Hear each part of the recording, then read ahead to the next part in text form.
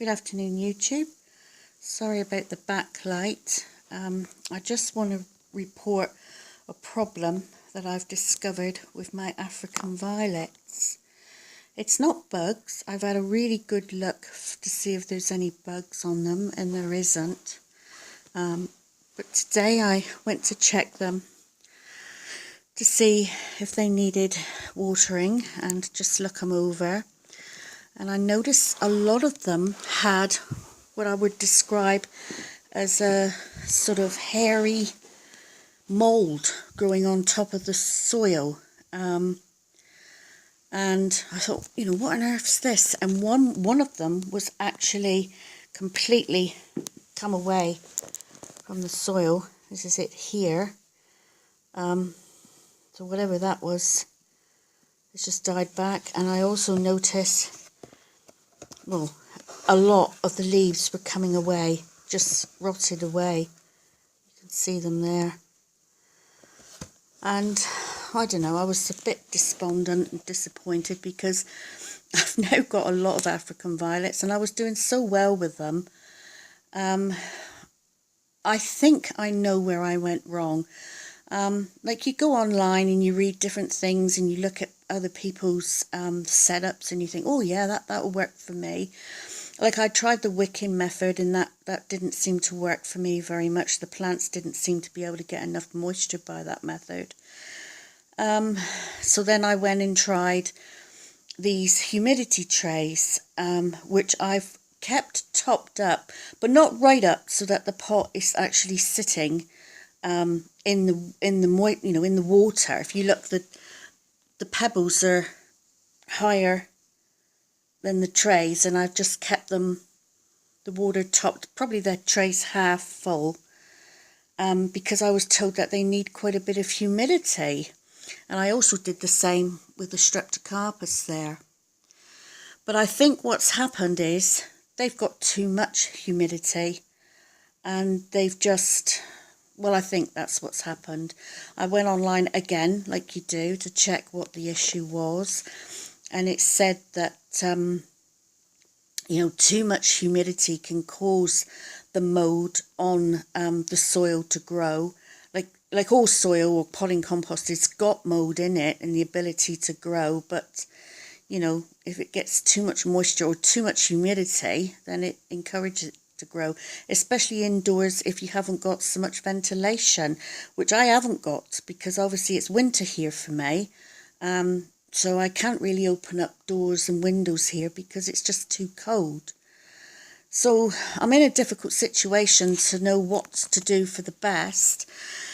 So I read up how to remedy this problem, and it said scrape the mould off as best you can, which I did do, and to sprinkle some cinnamon on top of the soil, which I'm going to show you. You see there's some cinnamon on top of the soil here on this one. And it said that actually discourages mould from growing, which I know it does from, people using it on their orchids. So I've took every one of them out today and I've pulled off any soggy leaves that I've noticed, and I've scraped off all the mould from the top, and I've sprinkled every single one with the cinnamon. I also noticed, I thought I'll check the Streptocarpus as well, and they were the same. They weren't as bad, they didn't have so much mould growing, but they did have a bit. So again, I've scraped off all the mould and I've sprinkled it with the cinnamon here, and I'm letting the trays go dry. I'm not having the humidity trays under them now, because I do have the humidifier running in here at the moment. Now I don't know if it's a problem since I've had that one running, because the humidity is 64. It usually goes around around 49 to 65, something like that.